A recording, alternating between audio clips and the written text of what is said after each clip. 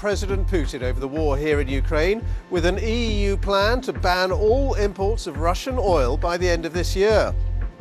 The proposals, which have to be approved by member states, also include sanctions against individuals, including power blackouts. And after some people were evacuated from the besieged city of Mariupol, there'll be more attempts today to help desperate civilians leave. Here in London, I'm Yalda Hakim. In other foreign exchange reserves in the vaults. Nationwide protests in the aftermath of the leaked US Supreme Court draft opinion on reversing abortion rights. That's all coming up here on Impact. And leaving many without power or water.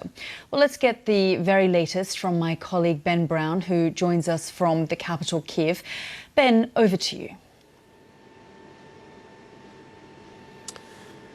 Yes, the European Commission President says that Mr. Putin must, in her words, pay a price for his invasion of this country. Meanwhile, Russian forces have intensified their attacks on Ukrainian infrastructure here.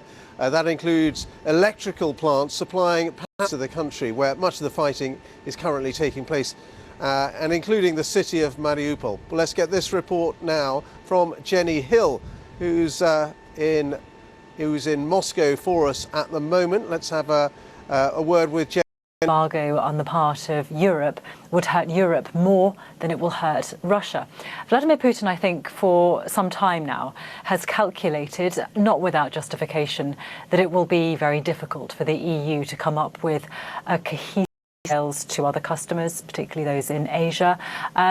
Ultimately, of course, it will hit Russia hard, but Vladimir Putin knows it's going to take some time to really see Europe making an actual final decision on what it's going to do. That Russia is really stepping up the tempo of its offensive here. Some 50 airstrikes, they say, yesterday alone. What would you read into that? Because there's a lot of talk about the Victory Day parade on May the 9th.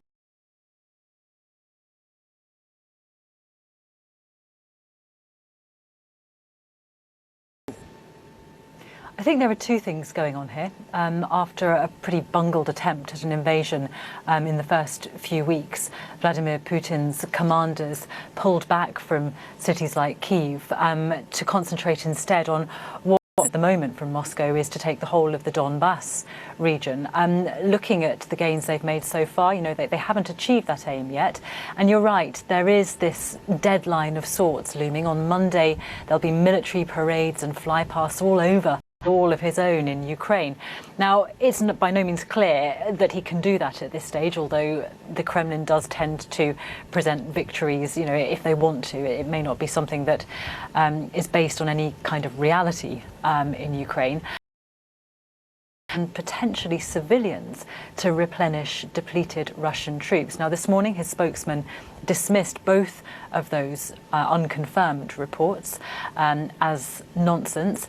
But, you know, we have seen the Kremlin in the past say one is ongoing across this country. You see a real intensification of speculation over what Victory Day might mean this year for the Russian people, but of course for the world at large. All right. Today we will propose to ban all Russian oil from Europe. This will be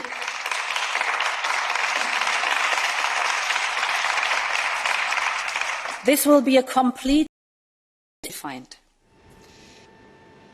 Ursula von der Leyen there. Well, let's bring you more now on the latest Russian attacks on Ukraine. As we were saying, Lviv in the west, which often hasn't been attacked very much by Russian forces.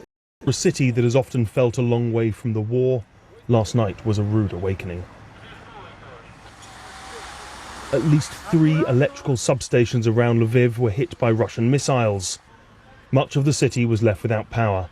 Water Russian missiles. Today, Lviv is a huge hub for refugees, and every day Lviv hosts new wounded. But today in Lviv hospital, we have together more than 1,000 total across the country.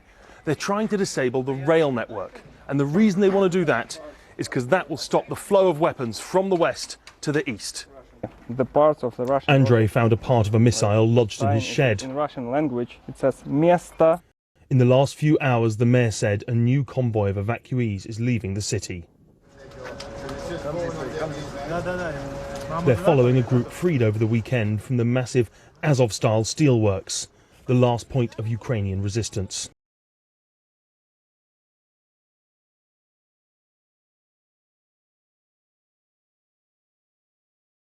You enter a tent, take off your clothes, they check your documents. They kept saying that all was well, that they would rebuild and reconstruct Mariupol. There is no more Mariupol.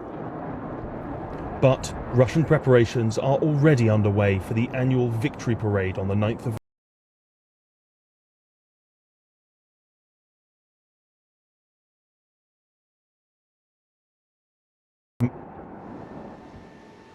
Well, let's talk now here live in Kyiv with the Ukrainian Member of Parliament, Alyona Shkrum, who joins me. Thank you so much for being with us. Let's just pick up on that point that Joe Inwood was making about the Victory Day. Of course, because for Putin and for the empire he's trying to build, basically this is a symbolic day, right? So he takes some kind of victory day and he turns it into a big fight right now against Nazis, which is obviously Russian propaganda and completely ridiculous, but this is his point. It is for the 9th of May. They seem to be, the Russians, intensifying their attacks on infrastructure in the last day or so, especially the railways and electricity substations and so on. Yeah, actually, well, right now we're in Kiev, so obviously we expected that, and obviously we are trying logistically to get more into the country, but with the ports closed it's not been easy. But we have no other choice either that, you know, to get ready, to defend ourselves, to defend our lives, to defend our country. Yesterday also for the first time they hit the panic and you know, fear for the civil population, but we feel no fear anymore. We've seen the worst, we've seen Bucha, we've seen Mariupol, and obviously we are going to do everything necessary to defend ourselves. And given all of that and all of those attacks, for our lives, you know, for our children, for our territory, for our ideals, for our freedom, for our choice to actually make a choice ourselves. And I'm sure that we are going to win, especially with all the support we are getting from European countries and Great Britain and the US. Yeah, indeed, lives being lost every hour, really, of every day. Alyona Shkrum, thank you so much, member of the Ukrainian Parliament here in Kyiv. And that is the latest from me and the team here. I'll hand you back to the studio in London. Which shares a long border with western Ukraine, the region which broke away from Moldova in 1992 but is not recognized internationally, has largely been propped up by Russian aid. If Russian forces are able to gain control of southern Ukraine, on the significance of this pledge by the EU? Yes, the EU Council President Charles Michel was today in Chisinau, and he the questionnaire back to the EU. So the Moldova is seeking a support from the European Union in their application for membership. Second was this promise to help militarily. Moldova's policy was neutrality, and they officially renounced their the application for NATO, but it didn't help them because if the current Russian propaganda says that Transnistria, where a Russian military base is situated, where it was the home of the 12 Russian. Is sympathetic to Russia. The people there are sympathetic to Russia, and in fact it's being propped from the rest of Moldova with the help of this Russian military base. The population is largely Russophone, but without the military presence of Russia in the 90s, there would have been no separation probably.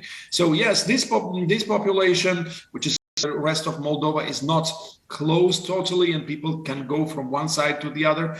Some people in Transnistria were quite motivated by the fact that Moldova was getting closer and closer to the membership of the European Union. They have signed an association agreement in Transnistria in this conflict divert probably also Ukrainian armed forces from the main battlefield, which is in the east and the south of Ukraine, and trying to provoke another front line in Nature, all-powerful and uncompromising, a force over which mankind has no control.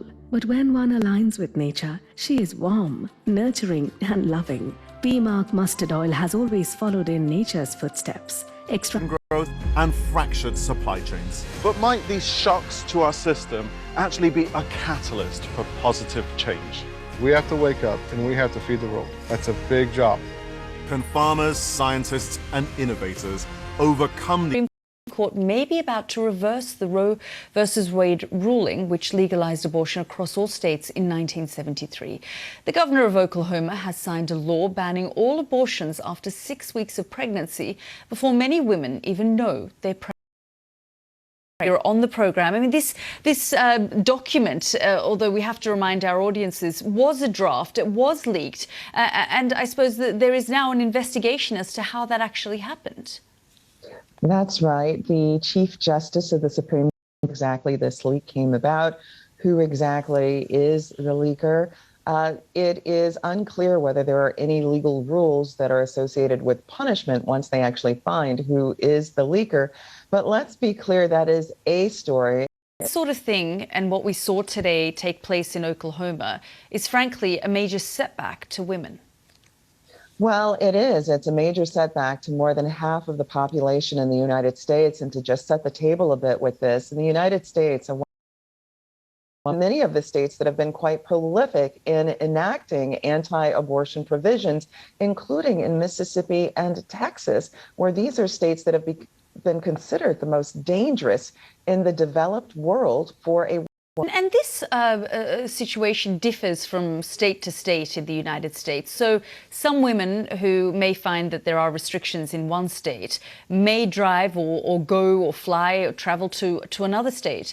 But frankly, for a woman to get their reproductive health care needs met. But for those who cannot afford to do so and who are living in states with high rates of maternal mortality and morbidity, then this really is shocking, a decision on their white counterparts. But if you look in Texas, Mississippi, and some of these similar states, in certain counties, they're 5 times more likely to die, even 10 or 15 times more likely to die than their white counterparts by Michelle, carrying pregnancies to term.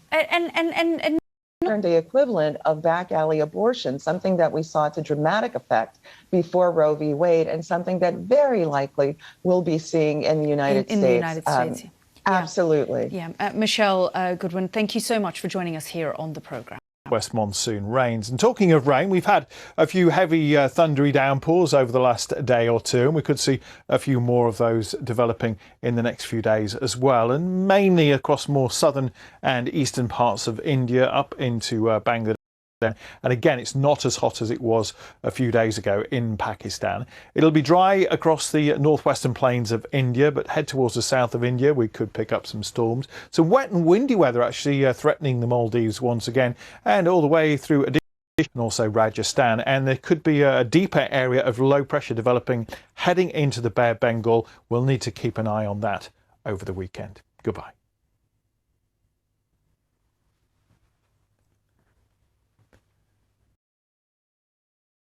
But when one aligns with nature, she is warm, nurturing and loving. P-mark mustard oil has always followed in nature's footsteps, extracting mustard oil using completely natural methods, focusing only on purity and quality, and leaving the rest to nature. Because when we live in harmony with nature, life can be great. The mustard specialist since 1933. Barso se sarso.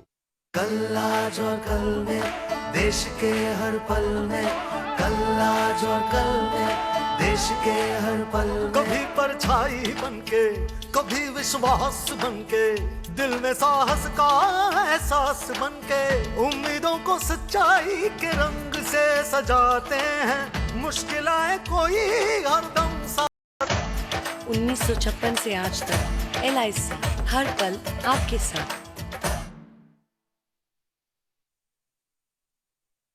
Belarusian side, migrants started throwing rocks and bricks and In honour of Archbishop Tutu is well underway all over South Africa. There's more trouble here in the Netherlands. Small groups of people destroying things in the northern city of Groningen.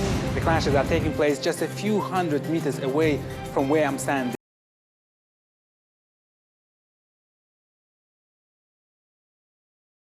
European Commission President Ursula von der Leyen has proposed a ban on oil imports from Russia.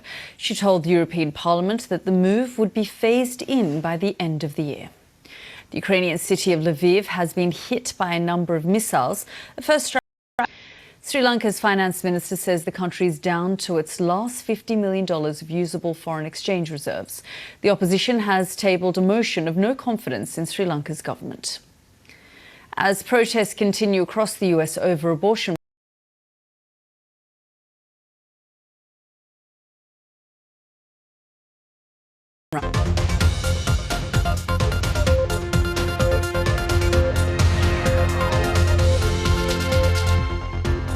Turning off the taps, oil prices rise as the EU promises to phase out Russian imports.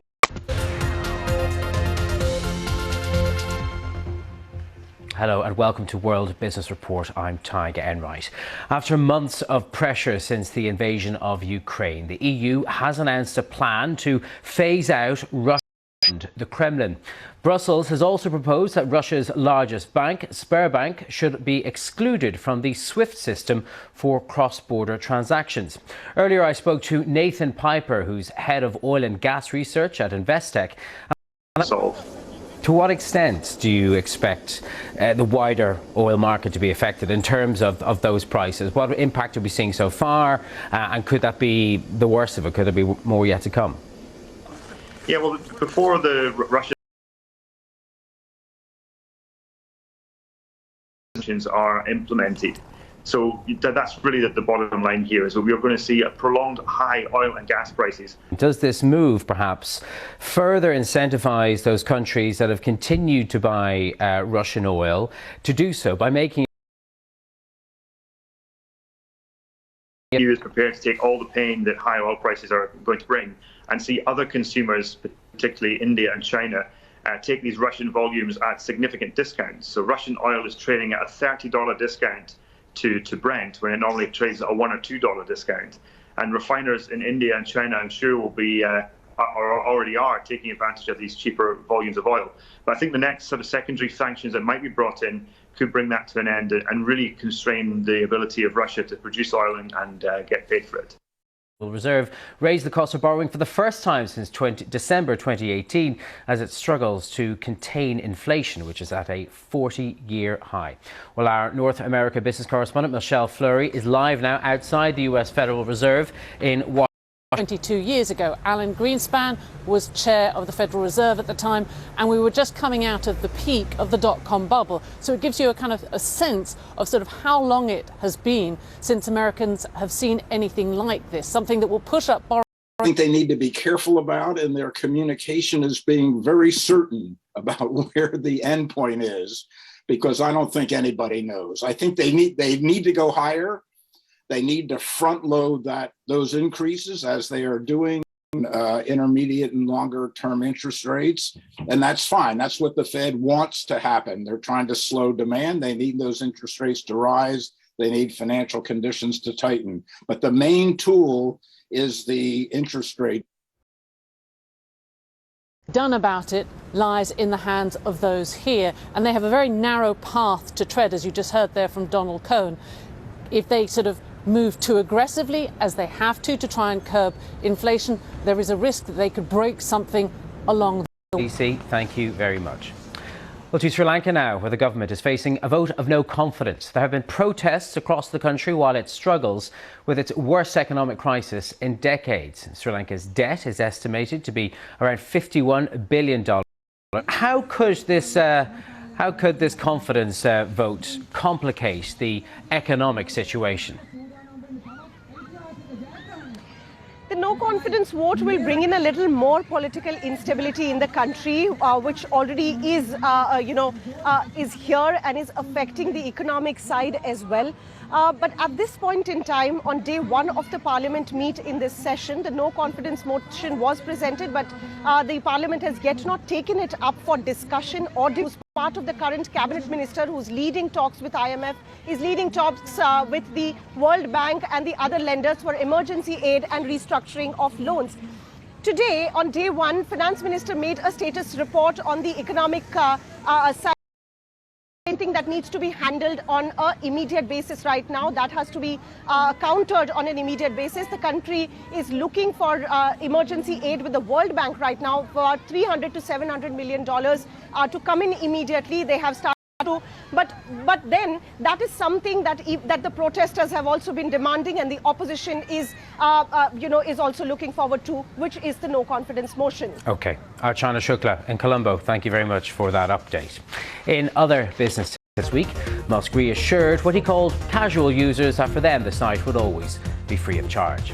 Starbucks reported a 23% drop in sales in China because of the lockdowns in the country. Sales in its core North American market climbed 12%. But that's it from me. Until next time here at World Business Report, I'll see you then. Bye-bye.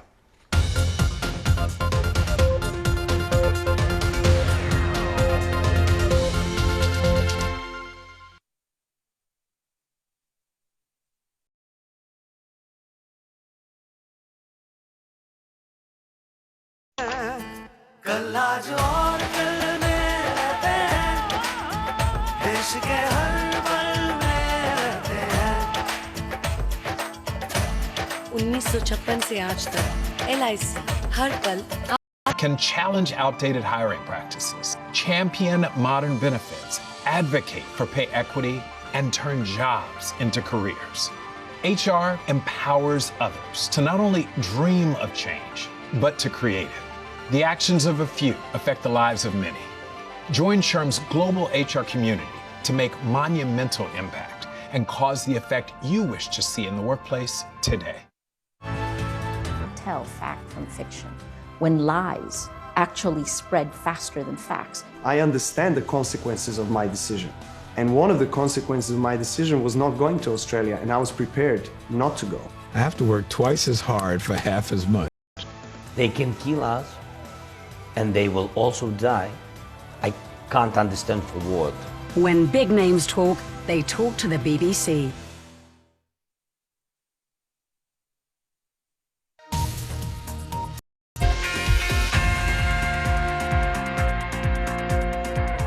Hello, I'm Sarah Mulcairns. This is Sport Today, live from the BBC Sports Centre. Coming up on the programme, Real Madrid and Manchester City get ready to meet at the Santiago Bernabeu for the end. He broke the code. The Golden State Warriors coach is furious after his player is left with a broken elbow.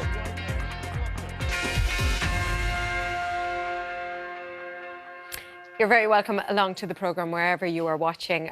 $1 million offer to buy Chelsea Football Club looks to have been rejected, according to reports. The majority shareholder of chemical group Ineos made the late bid on Friday last week. This was weeks after it was put up for sale before owner Roman Abramovich was sanctioned for his alleged links to Russian President Vladimir Putin following the invasion of Ukraine. And there is more on that developing story on the BBC Sport website. One down and one to City and 13-time winners Real Madrid. That game is later on Wednesday. Bear in mind, 13-time winners Real are fresh off winning the La Liga title last weekend. Confidence is high, but their manager is well aware of the threat posed. Really dangerous. I think it was one in this moment one of the best talent that England has in this moment. I think it would change the perspective from outside. I don't.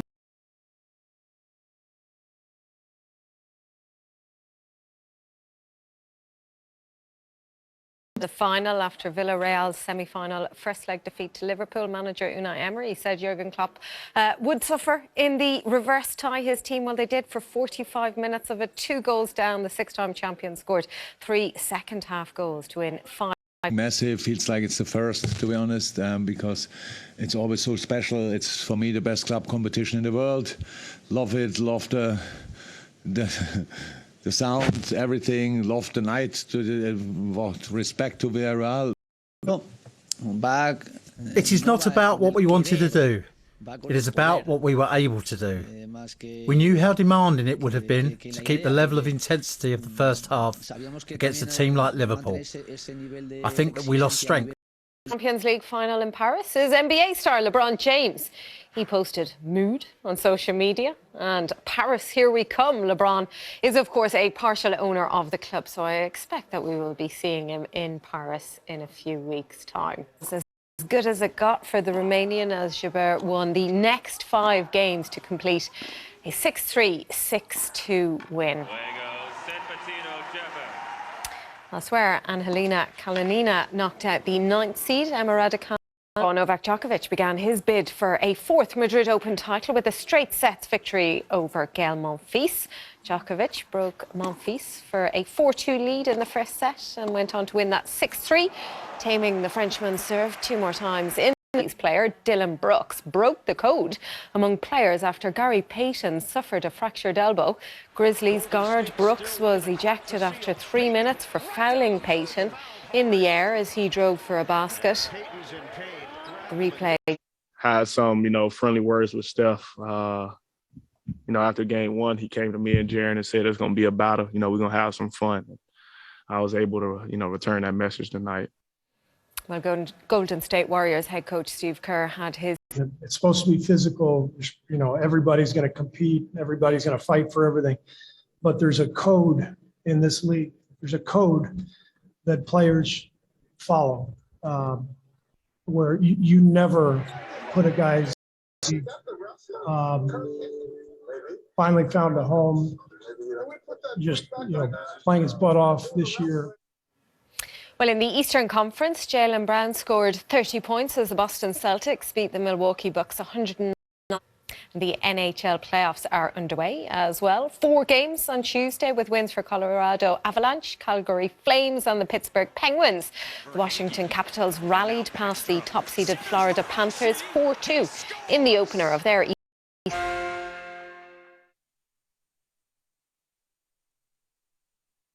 Nature, all-powerful and uncompromising, a force over which mankind has no control. But when one aligns with nature, she is warm, nurturing.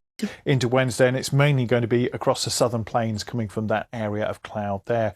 That wetter weather could well bring some flooding as well as large hail, and those storms will push eastwards over the next few days. And for Wednesday, we've still got a critical fire risk across a good part of Across Europe, the rain's finally moving away from southern and eastern parts of Spain. It's been extremely wet here. All these storms and the rain are pushing their way eastwards, which is allowing it to turn drier, sunnier and a bit warmer across some western parts of Europe. Other parts of Asia, it's generally dry across the main islands of Japan because this rain is steering to the south. It's moving away from Taiwan. It's going to cool down in Beijing over the next few days. We continue to see a lot of rain, though, around the Gulf of Thailand.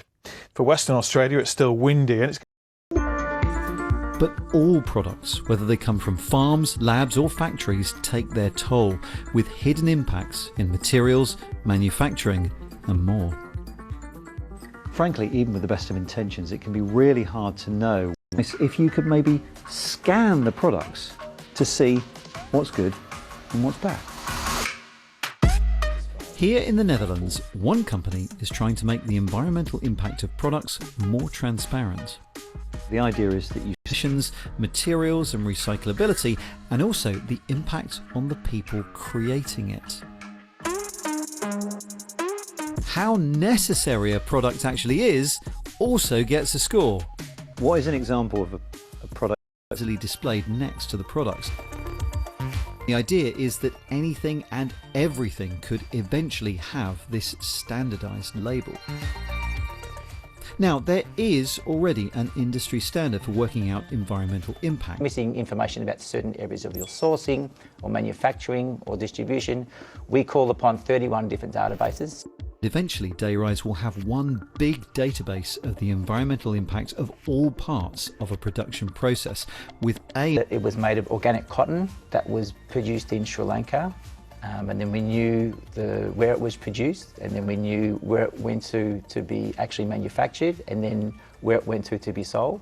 That's enough for us to fill in the blanks. So it sounds like there's still... We've already scored tens of thousands of products to actually, that machine's working really well. And if we don't have the actual information from the algorithm, then we have enough databases that we can pull the industry average. So you still get a really accurate score. Dayrise says it can produce results that are even help the worst offenders to improve.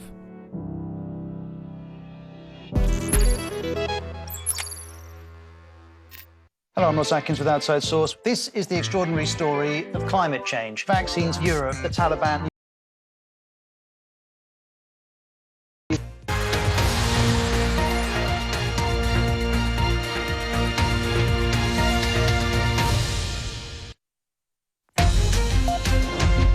Hello, this is Impact. I'm Yalda Hakim. The EU plans to ban the eastern city of Lviv, causing power blackouts. We report from the Sri Lankan capital, where the government is under pressure to resign. Nationwide protests in the aftermath of the leaked US Supreme Court draft opinion on reversing abortion rights. Or here in Ukraine. The EU is set to unveil a new round of oil sanctions as European Commission President says Putin must pay a price. Meanwhile, Russian forces have intensified their attacks on Ukrainian infrastructure, including electrical plants. Awakening. At least 3 electrical substations around Lviv were hit by Russian missiles. Much of the city was left without power. Water supplies were also disrupted. I don't know where is next. An electrical substation. Now, the Russians say that 6 of them were hit in total across the country. They're trying to disable the rail network. And the reason they want to do that is because that will stop the flow of weapons from the west to the east. The parts of the Russian... Andrei found they're following a group freed over the weekend from the massive Azov-style steelworks, the last point of Ukrainian resistance. Yesterday, their convoy arrived in the relative safety of the Ukrainian city of Zaporizhia. This is what weeks of... You enter a tent, take off your clothes, they check your documents. They kept saying that all was well, that they would rebuild and reconstruct Mariupol. There is no more Mariupol. But Russian preparations are already underway for the annual victory parade on the 9th of May. Those heading for the front line had never fired a gun before this war. Yet very soon they could be facing the Russian army, as Ben Brown reports. Even if you've never picked up a gun in your life, you're volunteers. Very soon, they'll be heading to the front line, where they'll be desperately needed reinforcements. Uliana was a horse trainer before the war. Her friend Alexandra was a tattooist. We must protect ourselves and our country, and that's what motivates me. The guys who come back from the front line say we are the good guys. We fight and they retreat. And that motivated. We're going to win this war. This unit says around 20% of its volunteers come from all around the world. Places like the United States, the UK, Canada, Colombia, Brazil, Argentina. However raw the recruits may be, there's no time to lose. Ben Brown reporting there from Kiev. Now, several EU member states have raised doubts about a plan to stop oil imports from Russia put forward by the European Commission. Today, we will propose to ban all Russian oil from Europe. This will be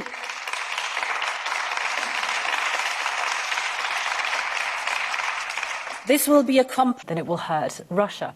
Vladimir Putin, I think, for some time now, has calculated, not without justification, that it will be very difficult for the EU to come up with a cohesive and agreed position on any kind of embargo on Russian energy supplies. And he's seeing that today. Gives him a bit of time to try and work out what he'll do when he loses the very important revenue from oil and gas, flying sales to other customers, particularly those in Asia. Ultimately, of course, it will hit Russia hard, but Vladimir Putin knows it's going to take some time to really see Europe making an actual final decision on what it's going to began. And putting bans on Russian oil and gas is proving more difficult than ever, but there is this attempt, at least by Ursula von der Leyen, to make that happen. Yes, well, she proposed today and Vladimir Putin had to pay what she called a heavy price for his brutal aggression in Ukraine. But this is very complicated. There are a number of EU states which are very heavily dependent on Russian oil, notably Hungary, of oil. Crucially, though, we've also heard from Germany, which had been more reluctant. It says it's now that would be behind this oil embargo, that the transitional periods it said were correct. Hated question for the EU. Yeah, very much so. And I think one of the things that they keep talking about is that it would be phased out, that these things don't happen quickly and easily, and that they are looking for alternatives. But right now, the goal is by the end of... Still underway at the moment. But yes, what this proposed oil embargo is being seen at is a very strong way of penalising Russia for its war in Ukraine, the EU, but also global oil prices. Bethany, thank you so much for that update there from Brussels. Now, the European Council President Charles Michel has pledged more military aid to Moldova amid Ukrainian reports that Russia may be planning to invade, recognized internationally. Well, earlier I spoke to former Georgian Europe Minister Tornike Gordadze about what the EU support will mean for a small nation in the face of potential Russian aggression. Yes, the EU Council President Charles Michel was today in Chisinau, and he promised several things. First is the acceleration of the European Union in their application for membership. Second was this promise to help resilience. In terms of sort of military support, I mean, is a small country... To membership. On the contrary, Moldova's policy was neutrality, and they officially renounced their the application for NATO, but it didn't help them because if the current Russian propaganda mentioned at the beginning, there is a significant part of Moldova, the region called Transnistria, where a Russian military base is situated. Where it was the home of the 12 Russian... is sympathetic to Russia. Which was the problem, that is why the Transnistria declared their separation from the rest of Moldova with the help of this Russian military base. The population is largely Russophone, but is quite pro-Russian, pro-Soviet, I would say, because there was no attempt of changing anything since the Soviet Union collapsed. And Russia always helped these separatist authorities to resist Transnistria, and the rest of Moldova is not closed totally, and people can go from one side to the other. Some people in Transnistria were quite motivated by the fact that Moldova was getting closer and closer to the membership of the European Union. They have signed an association. Austria could benefit from this European market. But now with the situation, the war in Ukraine, probably the Russians are, the Russian government, back to Moscow and Kremlin, are trying to involve Transnistria in this conflict, divert, trying to provoke another front line in Transnistria. That's Tornike Gordadze, who's a former Georgian Europe minister, speaking to me there a little earlier. Now, stay with us here on Impact. Still to come, we'll be finding out why the Japanese... All-powerful and uncompromising, a force over which mankind has no control. But when one aligns with nature, she is warm, nurturing and loving. P-Mark mustard oil has always followed in nature's footsteps, extracting mustard oil using completely natural methods, focusing only on purity and quality, and leaving the rest to nature. Because when we live in harmony with nature, life can be great. The mustard specialist since 1933. Barso se sarso. Our global food system is under BBC World News.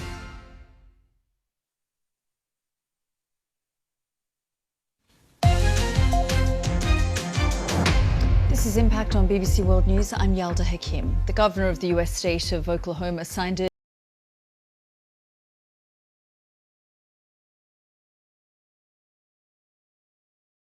Those Republican leaders who are trying to weaponize the use of the law against women, will we say, how dare they? How dare they tell a woman what she can do and cannot do with her own law in the state of Mississippi? That law directly challenges Roe v. Wade. The bench has a conservative majority which is in favour of rolling back abortion rights. If the court is successful, nearly half of America could ban abortion. Reproductive age would live in places without abortion services. Following the leak of the draft, there have been many protests in states like Florida, where a restrictive law has already been signed which will ban abortion at 15 weeks. But pro-choice campaigns will ban abortion outright. We need to make sure that people are aware that abortion still remains legal. People can still access abortion care, and this fight is not over. You can stay in school and have a baby. You can have a job and have a baby. And as an adult woman, I announced my candidacy, and I believe that what we found during the campaign and even through today is that there's a lot of common ground on this topic. We want fewer abortions in Virginia, not more.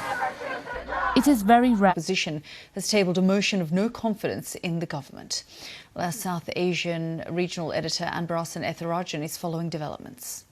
Well, these protesters have been on the streets for the past 3 weeks, demanding the gangsters here. They want the whole setup, the political change should be happening in the country, particularly President Gotabaya Rajapaksa and other members of the family who are in the government, who are part of the ruling coalition, should step down. And today's admission, the government failed to anticipate this economic crisis. First, he said they should have gone to the IMF for a bailout a year earlier. They should have devalued the rupee in a proper manner so that the prices would not have gone up. And they also, Anbarasan Ethirajan reporting there from Colombo. Now, the number of children in Japan is at its lowest since 1950. Figures released by the Internal Affairs Ministry says there are just over 14.6 million. This is part of a global trend that we're seeing in all advanced economies and a lot of developing economies too. And it's dating back to after the war. As more women enter the workforce, they decide to delay having children, and they have less children as a result, because globally is when we have shocks, especially financial shocks, that leads people to take a step back and decide maybe it's not the time to have a child now. And we saw that in the 2008 crash, saw that in the late 90s in Asia, and we saw it during the pandemic. So having more later.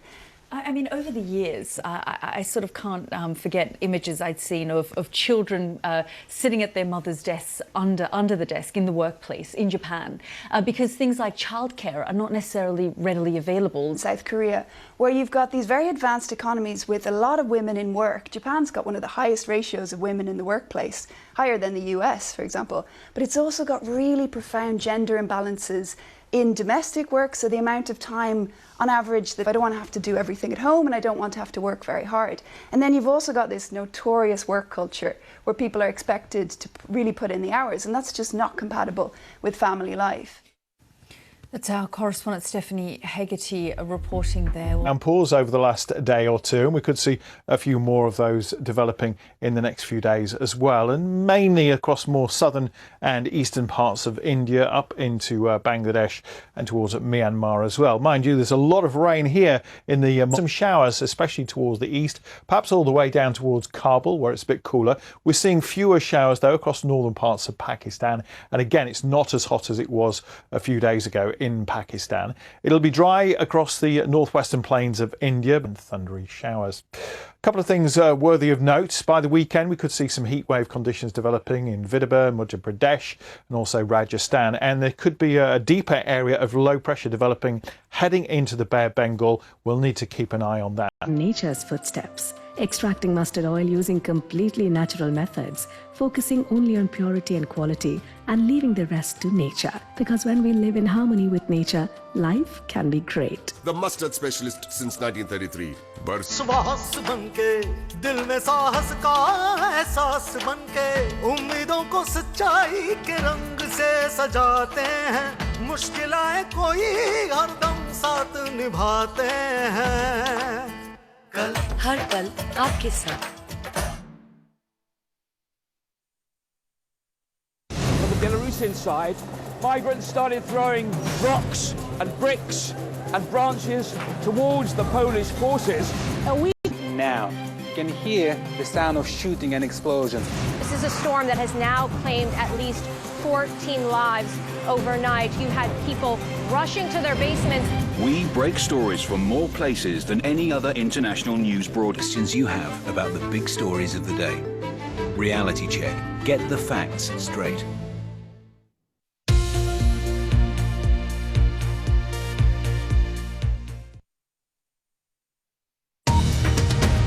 oil imports from Russia. She said the move would be phased in by the end of the year, but a number of member states have raised their doubts. The Ukrainian city of Lviv has been hit by a number of missiles, the first strikes in the west of the country in more than a week. Several parts of the opposition has tabled a motion of no confidence in the government. And as protests continue across the US over abortion rights, the governor of Oklahoma has signed a new law banning abortion from when a heartbeat can be detected, usually in the 6th week.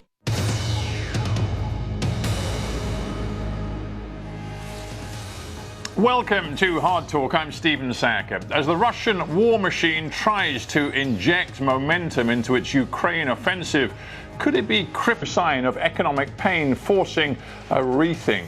Well, my guest is Bill Browder, former big-time investor in Russia turned anti-Putin crusader. Why haven't the wheels yet come off the Russian economy? Talk. Great to be back. It's great to have you here.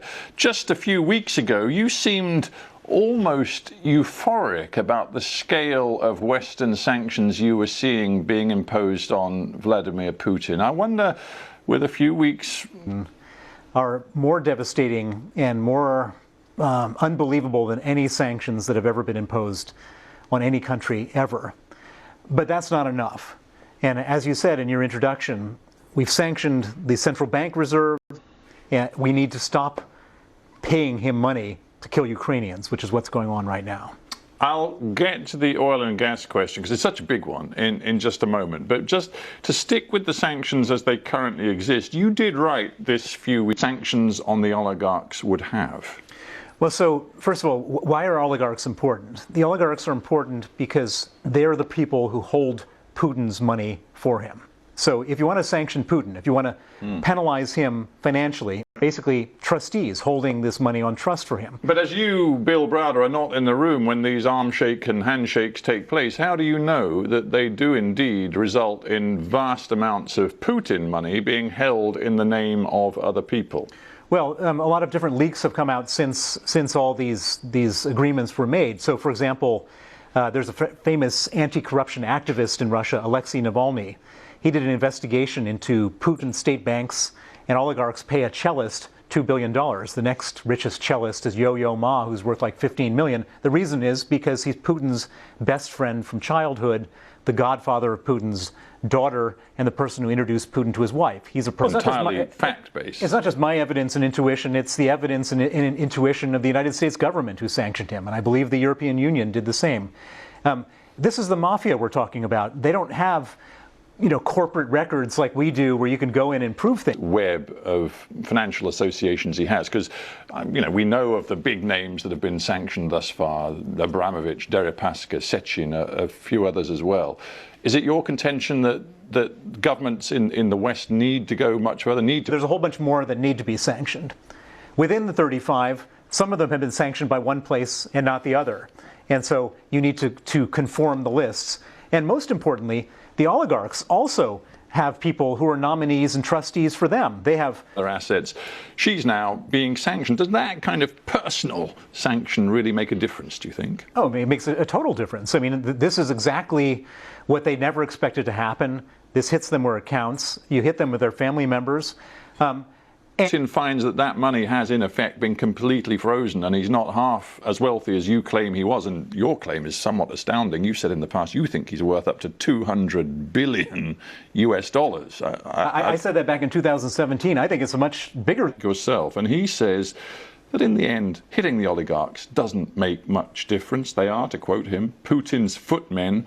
They will not influence him. So even if you freeze that money, freeze Putin's money too, the war machine. He's not going to change his mind. He might have, by the way, if we had done it in advance, if we had done it 10 years ago, but he's not going to change his mind right now. The purpose of sanctioning him is to say, we don't want you to have the money either in Russia with the central bank reserves, outside of Russia with your own. From the energy resources that Russia sells, not least to Europe and other Western allies, and it amounts to, you said, up to $1 billion a day. Now that's going to go into Russia whether Putin is personally sanctioned or not. Exactly. So this conversation, Germany is now saying it is ready to contemplate. But then we still have the gas, and the gas is huge, and gas is much harder to replace. There's pipes that come in. The infrastructure is not. You can't just say Vladimir Putin. It's not just the army and the war he's got to support. He's got a whole country to support. And so the key is just to grind him down, wear him out, and make sure he doesn't have enough money to do all the things that he wants to do. Do you think your financial and economic...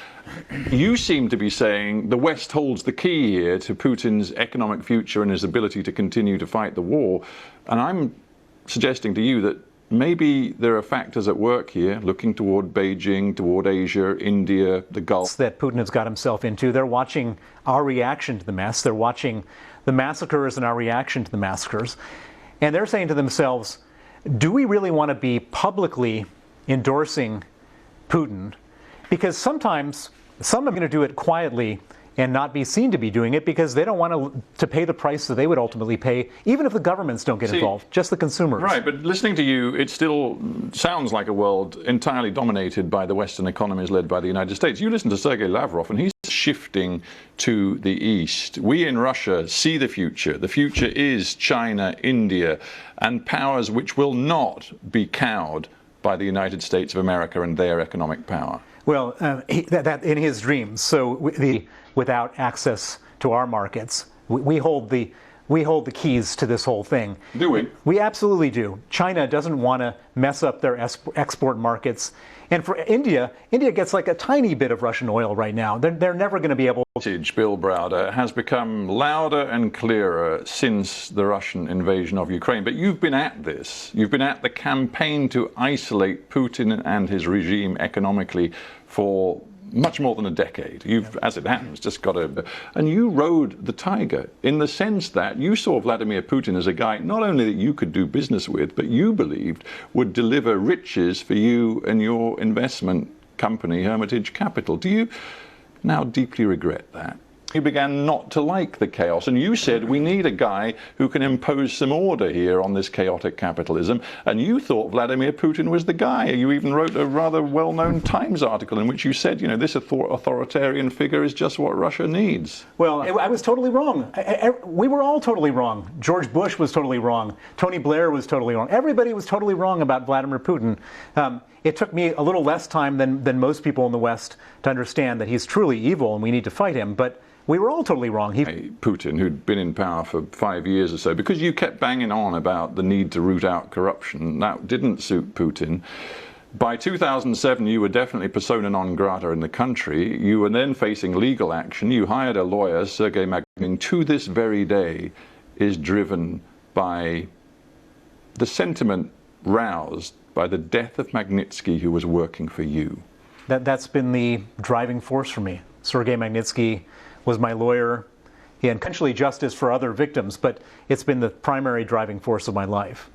I mean, obviously, it's a statement of the complete obvious. You can't get justice for Sergei Magnitsky. I mean, he's gone. His family have to live with that. In retrospect, were the things you could... Some justice for Sergei Magnitsky. There's something called the Magnitsky Act, which freezes the assets and bans the visas of the people who killed Sergei Magnitsky and the people who commit other human rights abuses like that.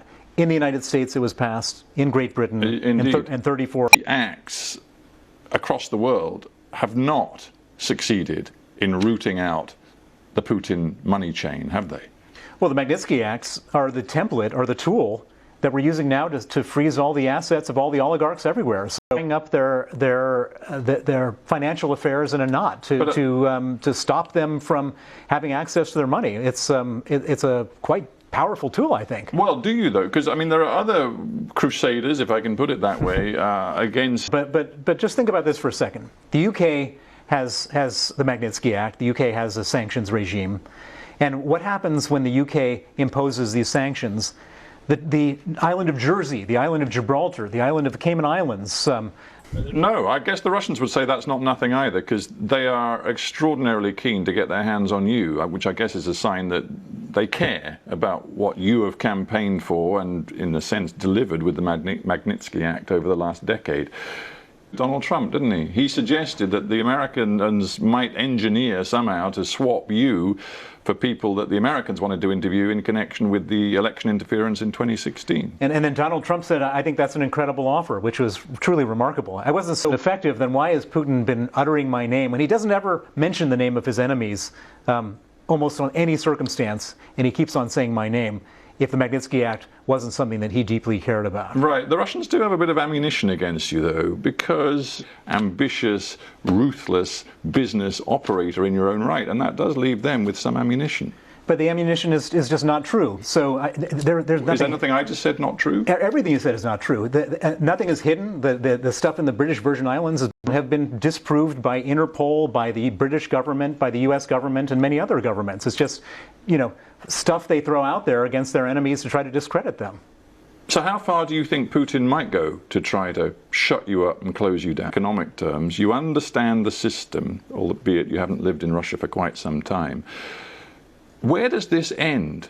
Militarily, one could argue it's not going well for Putin right now. But also one could argue there is no way. Invasion. There's been a war going on since 2014 until now.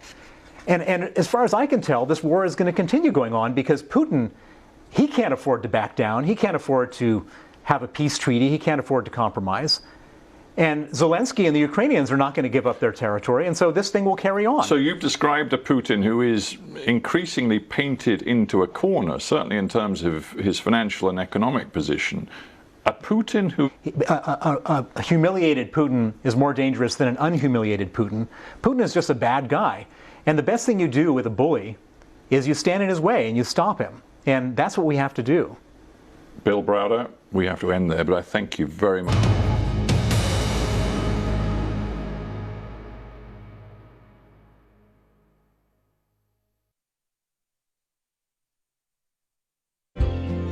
Warm memories wherever you go.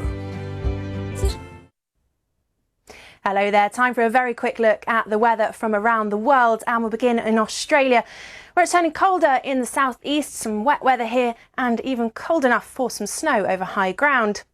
Lots of dry weather across China, wet weather in central areas, colder in the north, and a scattering of showers across northern parts of South America. Very wet for parts of southern Brazil. And we've got some very wet, unsettled, potentially disruptive weather for central parts of the...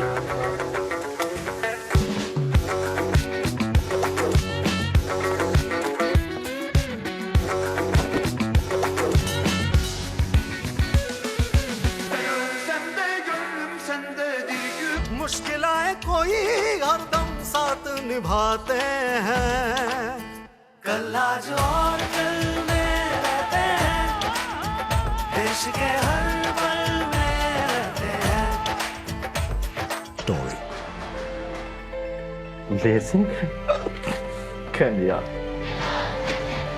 This is our world. Put your hands on the corner. I just seen the cops kill somebody. They were treating me as if I was the suspect. The unity we have. That's the powerful things in the world. Our world. This weekend on BBC World News.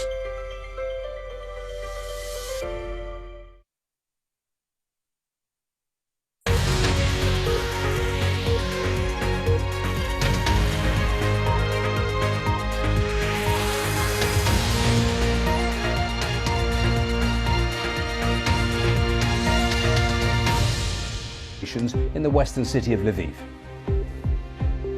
I'm Ben Brown reporting live from Ukraine, and I'll be talking this hour to a Ukrainian presidential advisor here about reports that Russian forces are now trying to storm the city. All eyes on the Federal Reserve, with a big move expected from policymakers here as they try to tackle the cost of living crisis. One other headline, Amber Heard is due to take the stand in the defamation trial with ex-husband and the war in Ukraine. It plans to ban imports of all Russian oil by the end of the year. Putin must pay a price, said the European Commission president. Meanwhile, Russian forces have intensified their attacks on Ukrainian infrastructure, targeting electrical plants supplying. One other development, the mayor of Mariupol says they've lost contact with fighters at the steel plant, with reports of Russian forces storming the area. So let's head to Kyiv and let's head to Ben Brown for all the latest developments. Ben, over to you. Out in a desperate last stand in that steelworks. They are in the bunkers and the tunnels of that steelworks. They've been there for weeks and weeks since the beginning of this war, withstanding Russian bombardments. But trapped in that steelworks alongside them are an estimated 200 structure targets here in Ukraine, including in the western city of Lviv. My colleague and our correspondent Joe Inwood reports live now from Lviv. For a city that has often felt a long way from the war, last night disrupted. I don't know where is next target for Russian missiles. Today Lviv is a huge hub for refugees, and every day Lviv hosts new wounded. But today in Lviv hospital to the east. The parts of the Russian Andrei found a part of a missile lodged in his shed. In Russian language it says "Место установления". Russia says it launched cruise missiles yesterday from a submarine in the Black Sea, and it's warned NATO that if shipments of Zaporizhia. This is what weeks of living in the dark, short of food, of water, and under constant bombardment will do to a person. Even the journey to safety was an ordeal. You enter a tent, take off your clothes, they check your documents. Joe Inwood with that report from Lviv. Well, I'm joined now by Alexander Rodnyansky, who is an advisor to the Ukrainian President, Volodymyr Zelensky. Thank you very much indeed for being with us. While steelworks in Mariupol and that information that it is being stormed by Russian forces at the moment. Yeah, well, thanks for bringing me in. That's right. I mean, that's what we can confirm. There's heavy and vicious fighting going on right now. We don't have any... Well, you're quite right. I mean, that's probably what they intend to do, to annihilate the rest of our troops and I guess the civilian population that we still have there. They've been waiting for some people to get out, and now they probably calculated that those bunkers and tunnels beneath the steelworks. That's quite right. So it's not just military personnel, it's also civilians. Not everybody has been evacuated, and the Russians just decided to take it by storm nonetheless. Well, that might be true. We've heard these reports. We've also heard reports that they're preparing to escalate the war further, to declare a state of war, finally and officially on May the 9th, to basically bring in more troops and probably trying to, bring renewed energy to that offensive and take more territory yet again. And we've seen these attacks on Ukrainian infrastructure. I mean, we've had them before, of course, but an hardship to our civilian population. So that's all the type of objectives that they are pursuing. How do you see this war going now? We're into the third month. You are getting supplies of weapons from the West. The question is how much more suffering there will be in the short to medium run, and what else it will take, to bring this to an end. But I can't tell you exactly what's going on or what's going to happen. But I'm sure this regime is not just going to step back and withdraw their troops. It's going to push them back more. So they'll try to escalate further, but they're going to be trying to escalate this war within Ukraine. That's important to understand, so that the West doesn't fall for all these non-credible threats about, potential attacks on NATO. I don't think that's credible at all. Well, international pressure on Russia is increasing. The European Union is asking member states to approve a complete ban on imports of Russian oil by the end of this year. The President of the European Commission, Ursula von der Leyen.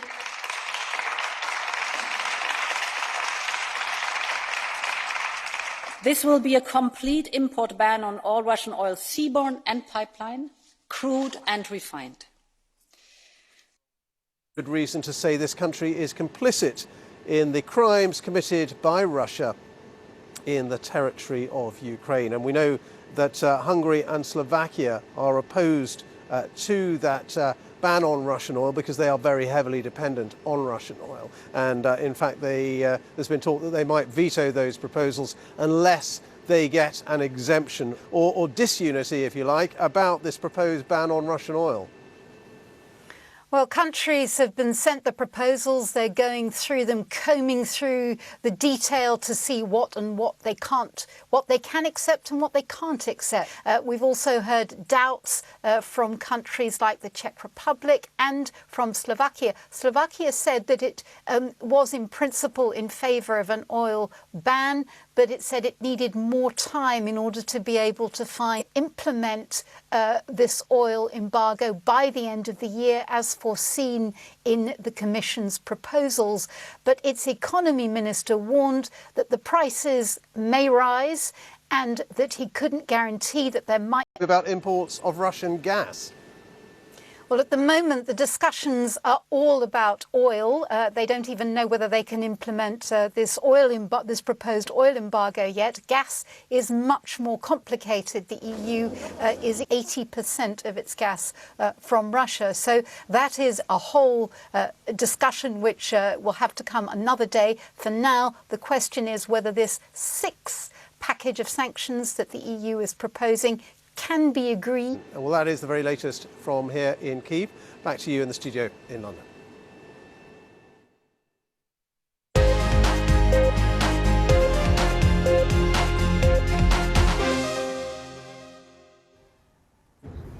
Yeah, I mean, this is a big move, in part in response to big price increases that we've seen here in the United States. Inflation is at a 40-year high. That means that most Americans are paying more for everything, whether it's rent, fuel for their car, food, shrink their portfolio, their balance sheet. Now, you may recall at the start of the COVID crisis, they expanded the amount of bonds they were buying as a means to stimulate the economy. Now they're talking about removing some of that stimulus. All of this is to try and the Federal Reserve is coming from behind the curve on this. And so as a result, there are 5 more meetings after this one, and we are expecting rate increases at each one of those for the rest of this year. Now, bear in mind that the last time, if you go back, interest rates at high levels for a very long time, they've been ultra low for a very long time, and that is why it is going to take quite a lot of adjustment. And the fear is that if the Fed moves too aggressively, it could hurt the broader economy and slow it.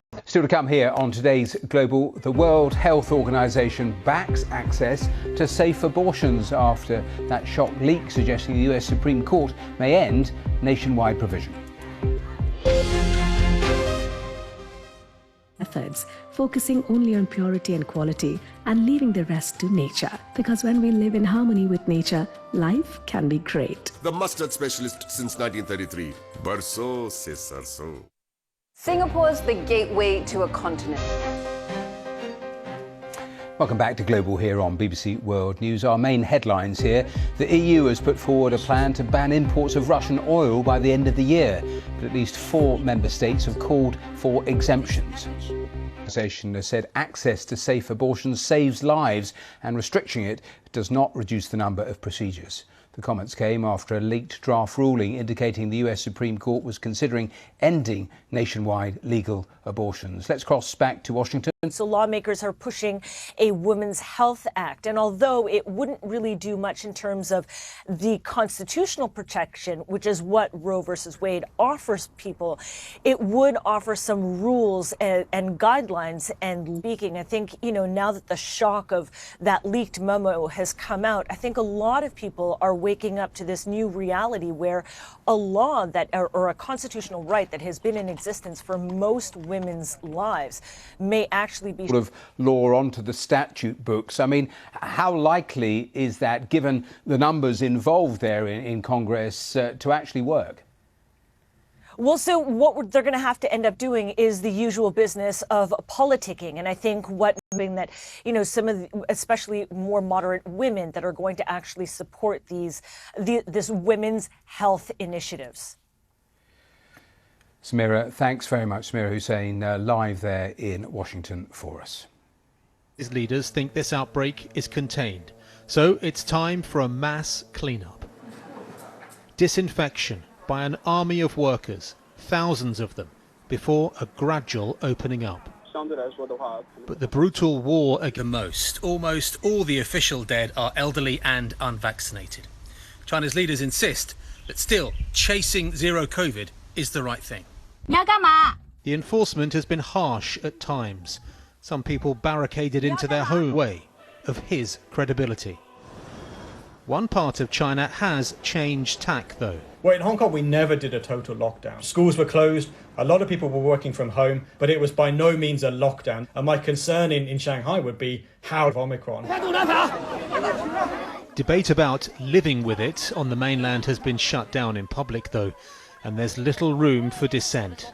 This man was detained by police for simply showing his shopping, some pork donated by neighbouring. But as Omicron threatens, renewed anxiety is spreading. Robin Brandt, BBC News in Shanghai. Just time to tell you news just in. The football shirt Diego Maradona wore during his infamous Hand of God goal in the 1986 World Cup has just been sold at auction for $9.3 million. That news just in. We're back after this short break.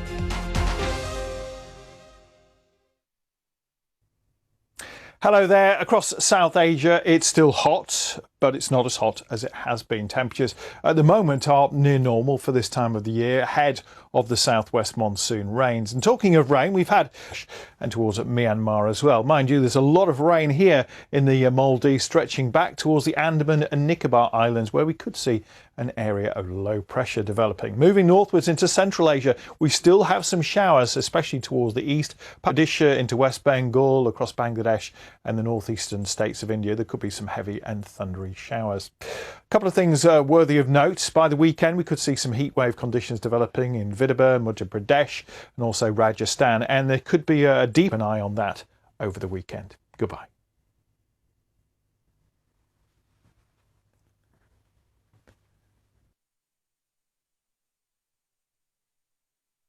Nature, all-powerful and uncompromising. For around 30 years, and that's taken me around the world looking at global disease threats and innovations in medicine. These girls are benefiting from a vaccine which is offered routinely in wealthier countries. I first became aware of this new is now on the brink. There's been a wealth of information about the disease, about vaccines, about how the virus is transmitted. And it's my role as medical editor to put that clearly and succinctly for the audience. It is hard to not see our lives dominated by it.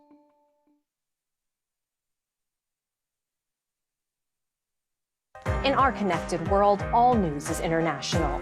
So, for in-depth analysis, the impact on Europe, get a deeper understanding and find out what is really going on. BBC World News America. This is BBC World News. I'm Matthew Amreliwala. The toughest sanctions package yet on key infrastructure targets in Ukraine, including 3 power stations in the western city of Lviv. In other headlines, trying to tame inflation in the world's biggest economy, the US Federal Reserve is expected to raise interest rates by 0.5 percentage points by the end of the year. On the ground, Russia has stepped up attacks on Ukraine's infrastructure. Ukraine's military also reports that there's been a step change in the level of attacks in the east of the country. So let's take stock. Let's talk to our World Affairs editor, John Simpson. Which are much more dependent on Russian oil than others. But, you know, it does look much tougher than it actually is. It doesn't, for instance, include anything about natural gas. And that's quite a lot of money into Russia's pocket. And who knows, how the war could be over by the end of this year. So you can see it's not quite as kind of grand and all in. Which is presumably why Ukraine's foreign minister has only just said in the last 10 or 15 minutes those opposing even this are in effect complicit in Russia's crimes. Let's talk about what Russia is doing on the ground, though, because they've been Well, actually, I have to say NATO has been rather surprised that the Russians haven't been attacking the railway system and the road system of Ukraine very much before now. They have clearly to ramp up, to come in quite large amounts, and the Russians are doing whatever they can to stop that. But it'll be hard, I think, for more than a relatively small percentage. Attacks in the east of the country, and I suppose although that might be happening, it's largely happening away from the media now, this intensification of the war. Yes, I do think we're starting into I've heard reports that around Kharkiv, for instance, a really important city as far as Russia's concerned, for historical reasons, apart from anything else, that 22 battalions of Russian soldiers are now starting to move into that area. So I think we're seeing a real ramping up of the effect of all this, probably, or possibly at any rate, because of the 9th of May Victory Day. As you know, their information has been pretty accurate up to now, but whether this is true or not, who knows? I mean, it's naturally in Russia's interest to say, oh, you know, don't get all. I mean, that's been an extraordinary defense that's been going on for weeks and weeks and weeks against all the odds. And I'm sure by Monday, Russia would love to be able to say, okay, we've got Mariupol, perhaps we're... We'll leave it there, but thanks very much, and we'll speak again around the same time tomorrow. Thanks so much. Now, Burundi's army says that 10 of its soldiers in the African Union force in Somalia were killed when Al-Shabaab Islamist militants attacked its camp. AU mission base, which was housing several Burundian peacekeepers. Now, a local peacekeeper told us that 2 vehicles, which were heavily armed with explosive, entered into the compound, which was then followed by lots of gunshots. What are they saying about the numbers of casualties, about their presence in Somalia, and also what additional help they might need from the international community? The African Union typically don't release. They have asked for the international community to help them and to also help the AU mission in helping them to combat terrorism in the country. Just a final thought, Joyce, just in terms of this conflict there in Somalia, just remind... Done towards the AU, there was an attack in 2016 which killed at least 70 people, and another attack which killed up to 160 people. As the numbers have not yet been confirmed, this may well... We'll leave it there. Thanks very much for giving us the latest on those attacks. Now you're watching BBC World News. In a moment or two we'll have the latest business news. Let me also just tell you a line from Hard Talk, because Stephen Saka just informing us that... Now, let's turn to the Champions League, because it is a clash of the Titans. Manchester City will take on Real Madrid a little later today for a place in the Champions League final. If the second leg is anything like the first, fans, well, they're in for a treat. Man times winners. Tonight's winners will play Liverpool in the final in Paris after their win against Villarreal last night. Let's talk to Alvaro Montero, who's a Spanish football journalist. He's in Madrid for us. Lucky you, because an astonishing first leg, everyone. Hi, good afternoon. It's amazing, the feeling right now here in Madrid, the atmosphere of this game. It's feels that's going to be like a final. Real Madrid, we have to remember that they won La Liga last Saturday in the Bernabeu Stadium against Espanyol. So 4 matches to left until... Madrid have won the Spanish league. Manchester City sit at the top of our Premier League. I mean, it is a real clash of the giants. We saw that first leg, it was so tight. How do you see this one?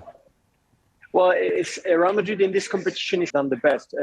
We have to remember what happened here in the Bernabeu Stadium 1 month ago against Paris Saint-Germain, what happened a few days ago against Chelsea when they were about to be out of the competition, and after they could score 2 goals.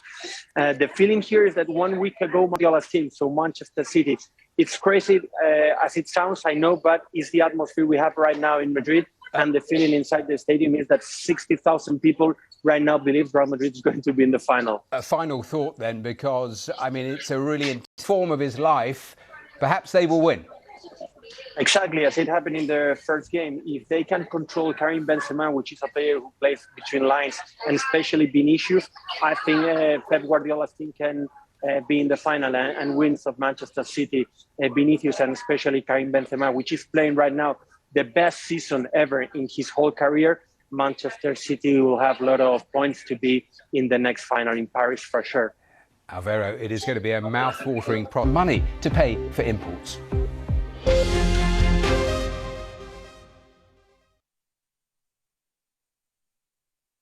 Nature, all-powerful and uncompromising, a force over which mankind has no control. In harmony with nature, life can be great. The mustard specialist since 1933. Barso se sarso. Life everywhere is under threat. Our climate is changing and it's affecting every being on Earth. To respond and to adapt takes ideas, hope, and inspiration. BBC Media Action connects people, shares experiences, builds knowledge, boosts confidence, and inspires action. Media shines light on people's realities, ignites conversation, raises questions, and demands answers. From the remotest places to the heart of cities, BBC Media Action is the BBC. Support our mission. Follow us now.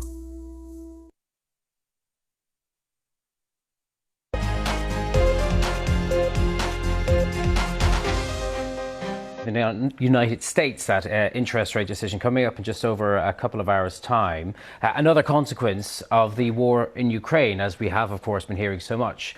Soaring energy prices, filtering through to the cost of living, the rising cost of living as well. And while central banks the world over are already raising interest rates, or certainly about to do so, they do so at a time when many economies are at risk of recession.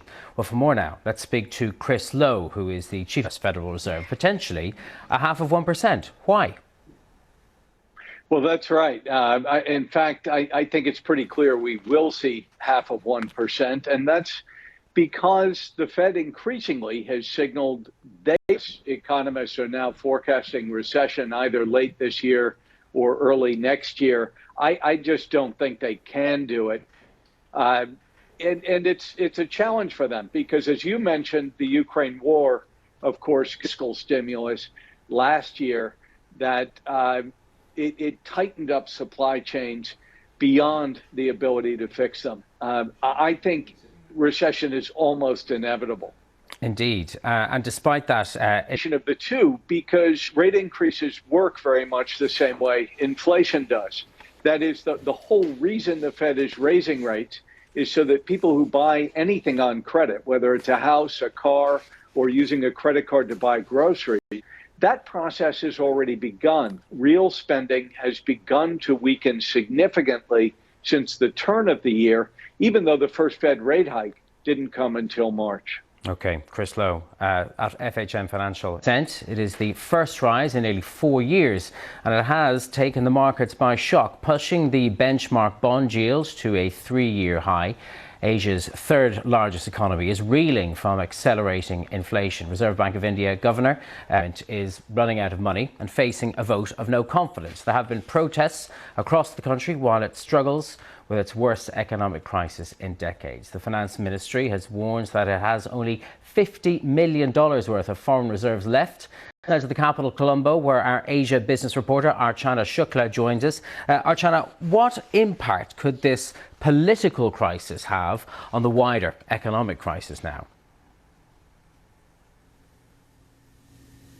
Structure program, all of that will require a political stability at the bottom of it, and that seems to be missing at this point in time. And the turbulence in the parliament with the no confidence motion will certainly slow down things and cut in government spending, and that will require the politics, the polity and the people to come together and help the economic crisis to resolve on its own. So yes, it will certainly have an impact. We can hear the sound of demonstrators behind you, even if that certainly doesn't seem to be in favor of the ruling dispensation at this point in time. There are people literally walking around me with banners and posters right now. So at least outside the parliament, there certainly is a move and a call for.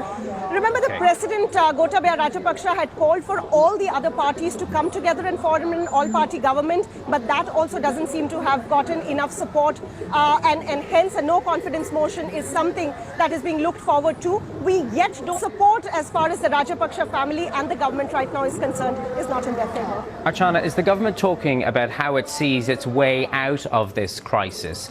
Once this immediate funding crisis is put behind it, how it expects to grow itself? Interest moratoriums are a little longer now. They have more time to repay their debt because that's a large burden on their books at this point in time.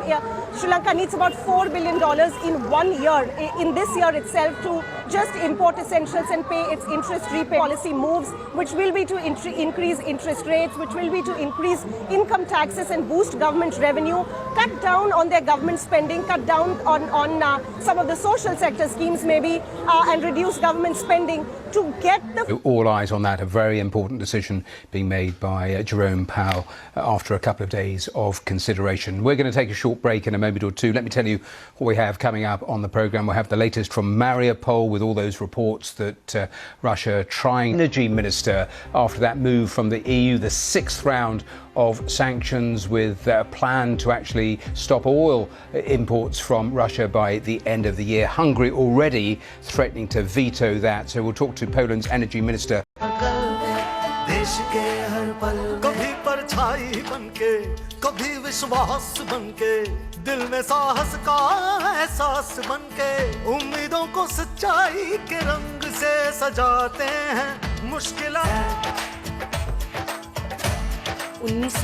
से आज तक LIC हर पल आपके साथ।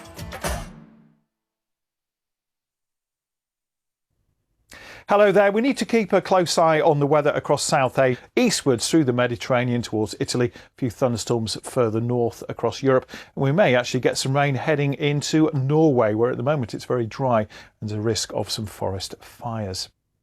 Now let's take a look at the picture across South Asia. Cyclone as it moves northwards up into the Bay of Bengal. That's something we need to watch through the weekend and heading into the beginning of next week. Finally, across North America, and this area of cloud has already brought some severe storms. Large hail will track its way further east towards the eastern seaboard by Friday. We've still got some wet weather coming down into the Pacific Northwest, but for the time being, at least in the southwest, it remains dry and sunny as well. That's it. Goodbye. Across all forms of the game.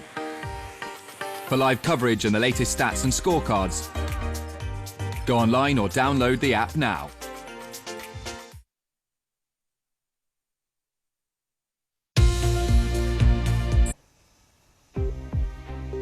This is BBC World News. I'm Matthew Amrediwala. The toughest sanctions package yet from the EU, with plans to ban all Russian oil. The aim is to phase out imports by the end of the year of Lviv. Also coming up on today's programme, trying to tame inflation in the world's biggest economy. The US Federal Reserve is expected to raise interest rates by 0.5 percentage point. A crisis of confidence protests Liverpool in Paris in this season's Champions League final.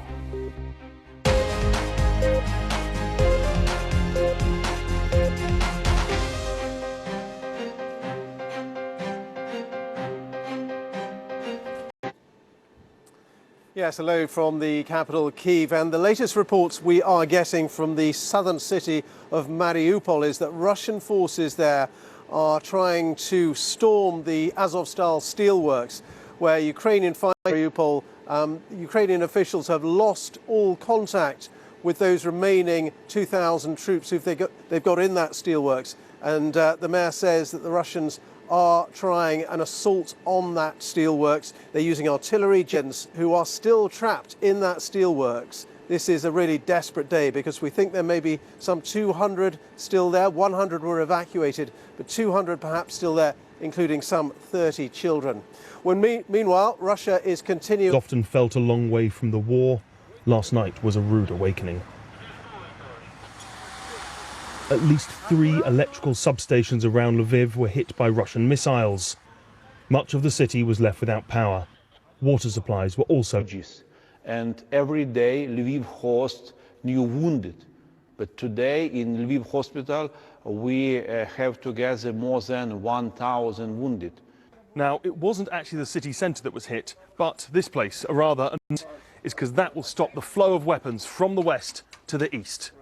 The parts of the Russian. Andrei found a part of a missile lodged in his shed. In Russian language, it says "место установления." Russia says it launched cruise missiles yesterday from a submarine in the hours. The mayor said a new convoy of evacuees is leaving the city. They're following a group freed over the weekend from the massive Azov-style steelworks, the last point of Ukrainian resistance. That they would rebuild and reconstruct Mariupol. There is no more Mariupol. But Russian preparations are already underway for the annual victory parade on the 9th of May, with many predicting President Putin needs to give people something to celebrate. Hopes to evacuate civilians from that Azov-style steelworks in Mariupol, and also the reports that it is now being stormed by Russian troops. So there's nothing good that, probably awaits our civilians and our troops in case they are. Some sort of victory parade in Mariupol on May the 9th, which is when they mark their victory over the Soviet victory over the Nazi Germany. Is that your understanding, that you've heard those reports, that is something that they might... To increase the pace of their offensive. So far they've stalled, as we can see, for the last few weeks and days. They haven't been advancing almost none at all in the east, and now they're probably trying to bring renewed energy. Seemed to have been a lot last night, in particular in Lviv. Do you think they're trying to bring this country to a standstill almost, hitting electricity substations, cutting off power, hitting rail, petrol stations and roads and so on? And they're also hitting the civilian population as before. They're trying to destabilize the country from within as much as possible, and obviously bring horror and hardship to our civilian population. So that's all the type of objectives that they are pursuing. Into the third month, you are getting supplies of weapons from the West. Do you honestly believe this is a war that you can ultimately win? I think in the long run, there's no question that we will be victorious. So that EU member states can find alternative energy supplies. Today, we will propose to ban all Russian oil from Europe. This will be... That's Ursula von der Leyen, the Commission President. Well, for the EU sanctions to be imposed, all the member states have to agree to it and vote in favour. And that now does seem unlikely, because Hungarian government spokesman has been telling the BBC his country considers BBC's Hard Talk programme, and he outlined why any such ban on Russian oil would ruin his country's economy. Ursula von der Leyen, the Commission chief, has made it plain that the Commission intends to put this before all member states, this oil embargo. Are you... portfolio and the importance for an economic system. So they exactly know that what they are proposing is against Hungarian interests, is against the possibility that is feasible on the ground. And if we do that, we completely are going to ruin Hungarian economy. The Kremlin this morning dismissed such talk as just plans. A spokesman for Vladimir Putin saying that this would be a double-edged sword. And by saying that, what he meant, he was repeating something which Vladimir Putin quite often tells the Russian people, that any kind of energy embargo on the part of Europe would hurt Europe more than it will hurt Russia. Vladimir Putin, I think, for some time now, has calculated, not without justification, that it will take some time to really see Europe making an actual final decision on what it's going to do. Well, let's talk now about what a ban on Russian oil supplies would mean for Germany in particular. Russian oil has come to the German refinery at Schwedt through a pipeline called Friendship. But Putin's invasion of Ukraine has ended any feelings of affection. Closing this refinery, though, would destroy thousands of jobs as emergency services, the police and even Berlin airports, she says. German Economy Minister Robert Habeck has now struck deals with other countries so that German refineries can get oil by ship via Polish, and Berlin is now looking at a new law to allow the German state to take over such sites. The difficulty facing this oil refinery really illustrates the dilemma that Germany is in. How do you wean yourself off Russian? Of Ukraine, Germany got most of its oil, coal and gas from Russia. Since then, Berlin has managed to reduce dependency on Moscow and now wants a ban on Russian oil and coal this year, like his would go under. The race is now on to find alternatives to Russian energy so that Germany can turn off the taps. Damien McGuinness, BBC News, Schwedt. German perspective. So let's talk now to Poland's Minister for Climate and Environment, Anna Moskwa, who's been involved in the emergency talks that have been going on in Brussels through the course of the week. Anna, welcome here to the programme. So your reaction, first of all, to this EU sanctions package, does it go far enough, do you think? Good news is that we've got a package, and another good news that in this package, finally, we've got oil. We would be more satisfied to have some... They've made it clear they will veto any such move. Would it be right to have opt-outs for Hungary and other countries? Honestly, every single country had time to prepare infrastructure. But then how do you square that position with what I have just said to you, which was what the Hungarian representative said to the BBC only in the last hour or so, that they will not accept this move? We heard from Ukraine's foreign minister saying this move, they will potentially veto it. I know that we still have time and we can negotiate and talk to Hungary. Every single European country is ready to support Hungary to diversify, including Poland. We've got countries like Hungary, when a position has already been laid out as it has been today. I don't want to be brutal, but I remember a number of discussions with Poland when we were saying that we can't decarbonize in such ability. If there are some countries who can't diversify, who can't be independent in a very short way, they should be solidarious and responsible and pay for it. We call it Russia ETS as an alternative to fast and quick run away from Russian fossil fuels. Yes. Kind of financial mechanism to pay a certain amount, percentage from revenues, or can use this money both for Ukraine. We can support European investments to diversify. It seems like a very good proposal, alternative for saying no. Minister, we have to leave it there, but thanks. This is a big move, in part in response to big price increases that we've seen here in the United States. Inflation is at a 40-year high. That means that most Americans are paying more for everything, whether it's rent, fuel for their car, food, percentage point move. We're also expecting them to announce that they're going to shrink their portfolio, their balance sheet. Now, you may recall at the start of the COVID crisis, they expanded the amount of bonds they were buying as a means to stimulate the economy. Now they're talking about removing some of that. It's a clash of the Titans. Manchester City take on Real Madrid a little later today for a place in the Champions League final. If the second leg is anything like the first, fans are in for a real treat. So let's head to Ollie Foster. He's there at the Bernabeu Stadium in Madrid. Lucky you, Ollie. I mean, it was an extraordinary first leg. I mean, just give us a sense of the atmosphere there. Oh, it's fantastic. All the Real Madrid fans have been building up to this all week. They are so confident, even the record 13 times. They are the kings of Europe. And their talisman, Luka Modric, the midfielder who always pulls the strings and will play a key role this evening, he said, you know, in these colours, we believe that we can achieve anything. Isn't he just? Yeah, there was that hat-trick against Chelsea that helped them through in the quarter-finals, scored a couple in the second leg there as well. He scored that fantastic Panenka penalty. How cheeky was that to make it 4-3? Is in the form of his life. You've got Jack Grealish, you've got Bernardo Silva, Raheem Sterling. You can go through a very long list. But I think most critically, it will be the defenders coming back for Manchester City, and Kyle Walker, probably their fastest. So I think as attacking as City will want to be, they'll want to try and put a lid on Real Madrid's attacking talents as well.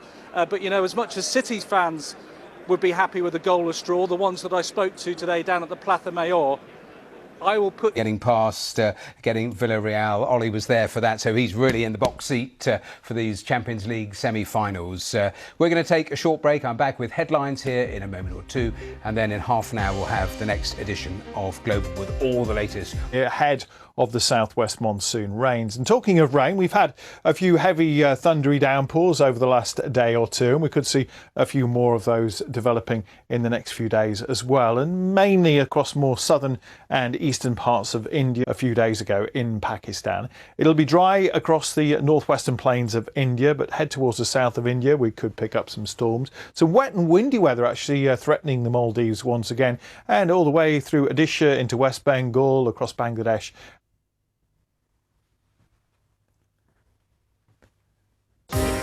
Stay on pole for the drama of Formula One with the BBC Sport website and app.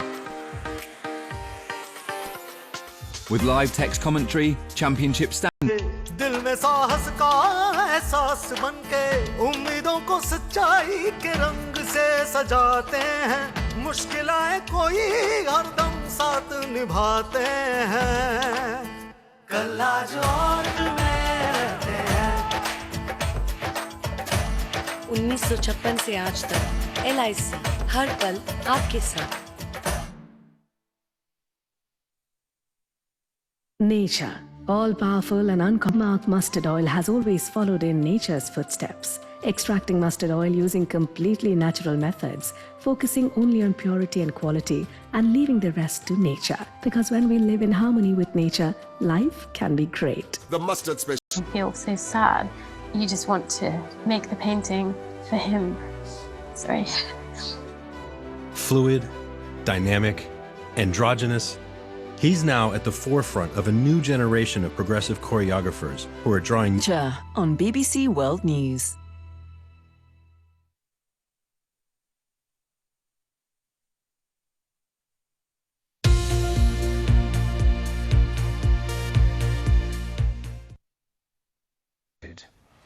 The Ukrainian city of Lviv has been hit by a number of missiles, the first strikes in the west of the country in more than a week.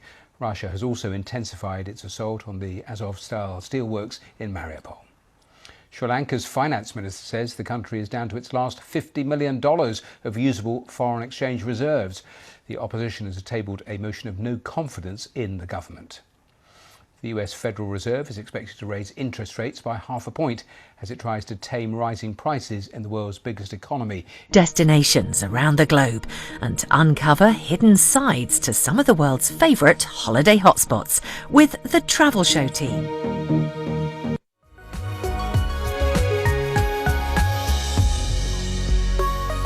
Budget, travel further. The simplest way to cut costs, don't travel when everybody else is.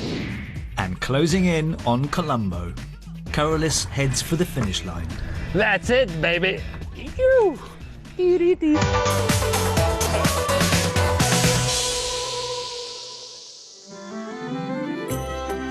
This week, I'm in Dublin, a UNESCO city of literature that's produced a host of famous writers, from sampling over one particular novel that's made the Irish capital a must-visit destination for any book lover.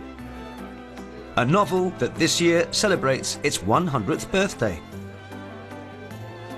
And that book is Ulysses. Failed too, but I am told that if you invest in it, if you flow with its stream of consciousness, it's extremely rewarding. Set over a single day, Ulysses follows two characters.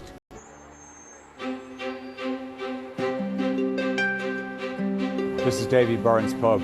It's like one of the set pieces in Ulysses. Bloom goes in there, ends up getting a gorgonzola cheese sandwich. You know, burgundy like, you know, I mean, you're not dealing with muck here. Jack's an actor who's been running these tours for about 5 years. Men, perched on high stools by the bar, hats shoved back, chomp chopped from the grill, bolting to get it over sad boozer's eyes, bitten off more than he can chew. It is a famously hard to read book, but do you think as an actor you're helping it to come alive? Well, I hope so. It's like waves washing over you. The beauty of Joyce's language, the way he relates to the common man and woman is incredible. Many of you might note that these are examples of stream of consciousness, which is a technique that Joyce used, and he doesn't either. So he'll half finish sentences and stuff, so you have to keep up. without Joyce, you know, we'd be missing one of the main planks of attraction to Dublin. His works are all about not just Dublin life. Inspired Joyce and other great writers. To try and answer that, I've come to the old library at Trinity College Dublin, home to one of Europe's most famous literary treasures, the Book of Kells, a 9th century religious manuscript known as the front room of the nation, hosting foreign dignitaries as well as around 1 million tourists each year. The ceiling is incredible, and it goes on and on. It must be at least 60 metres or something. But you'll look down and you'll see that there's an inscription of Ulysses in the pavement, in the sidewalk. It's in the bones of the city. The old library has some 350,000 books. It has launched an ambitious €90 million restoration to improve the building's environmental controls and help protect the collection. During the project, every single one of these books will be cleaned, catalogued and moved off-site. If you didn't do it, what would happen? Well, the books would deteriorate more. The building, already we know there are structural issues with it. We've got to do it. Fine brush to make sure no debris is left. So over here, this book had suffered from the board separating from the text block, and it has been rebacked with this new piece of leather and resource. You know, it's telling us about our past. It needs to be enjoyed, it needs to be used, it needs to be celebrated. The restoration will provide researchers and tourists with a refreshed experience when it opens in 2020. And who knows, just maybe it'll inspire the next James Joyce.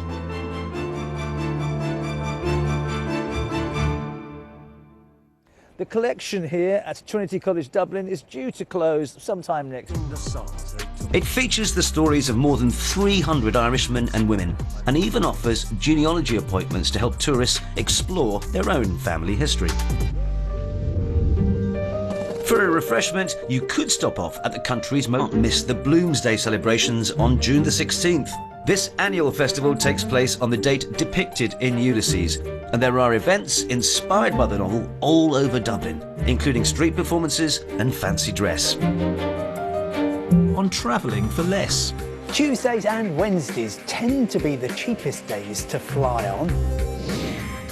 And a man, a plan, a canal. Carolis spots the finish line in Sri Lanka. Super exciting moment. The Travel Show, sponsored by Turkish Airlines.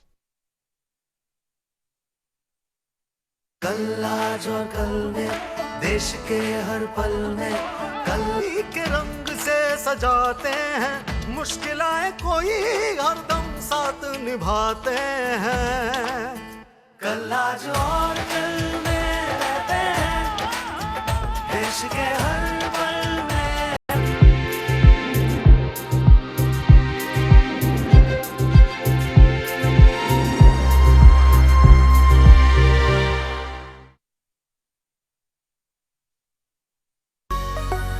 The Travel. Find out.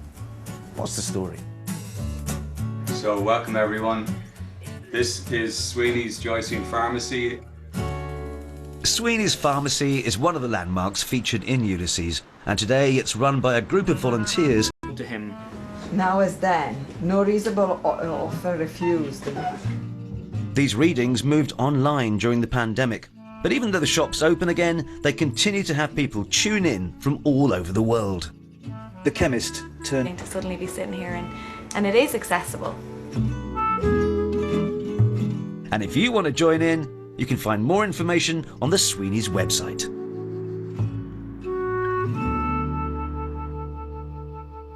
And how things are affecting the wider world of travel at a time when we're all feeling the pinch, and look ahead to what the effects might be in the next few months. The most obvious result, some airlines are routing flights north of Russia. For example, Finnair is sending some flights to Japan directly over the North Pole. Others are routing them south of Ukraine, though this can add thousands of fuel prices, spells sharply increased costs for airlines. And while they can't pass that on to the passenger immediately because of strong competition, within a few months, I fear you could be looking at higher fares and less. On a recent Friday night, I paid £200 for a 1-hour hop from London to Northern Ireland. But then, on a Monday lunchtime 3-hour flight to Lithuania, the fare was just £7. Travel with minimum luggage. This is my cabin bag, and it meets all known free hand luggage allowances. Also, ignore those constant invitations to pay for a seat in advance. Where explorer Karolis Mieliauskas is paddling 50 kilometres down the country's canal network to the capital, Colombo. But he's hit a problem. When we left him last week, his catamaran was letting in water, and night was approaching. It looks like it's very close now to the All Saints Church. And the Google Maps shows very good. Hopefully someone is waiting. I cannot really see you, but thanks God I'm approaching the shop.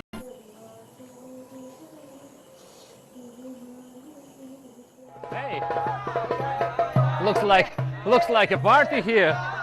Woo.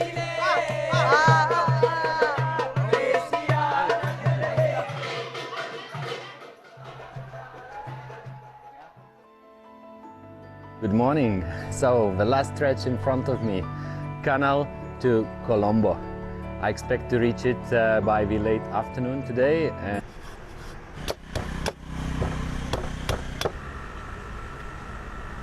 Thank you very much. Thank you. Looks amazing, isn't it? Wow.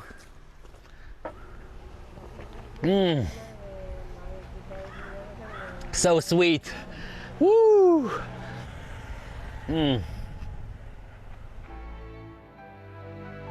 As I enter Colombo, sure enough, the canal water becomes more polluted.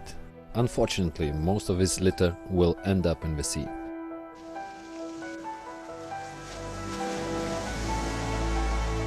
Is over here. 52 kilometers on water.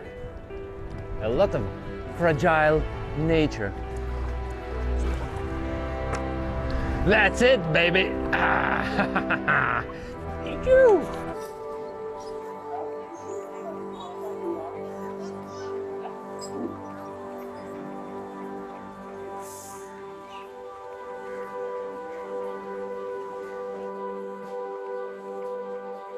Times been overwhelmed with pollution, but I have also encountered some amazing spots of natural beauty that had given me wonder and hope.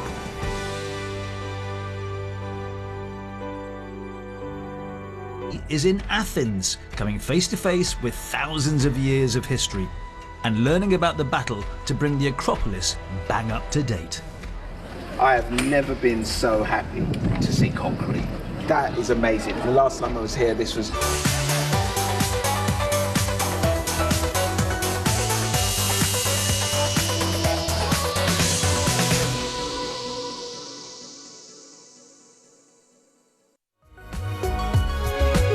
Promising, a force over which mankind has no control. But when one aligns with nature, she is warm, nurturing and loving. P-Mark mustard oil has always followed in nature's footsteps, extracting mustard oil using completely natural methods. Specialist since 1933.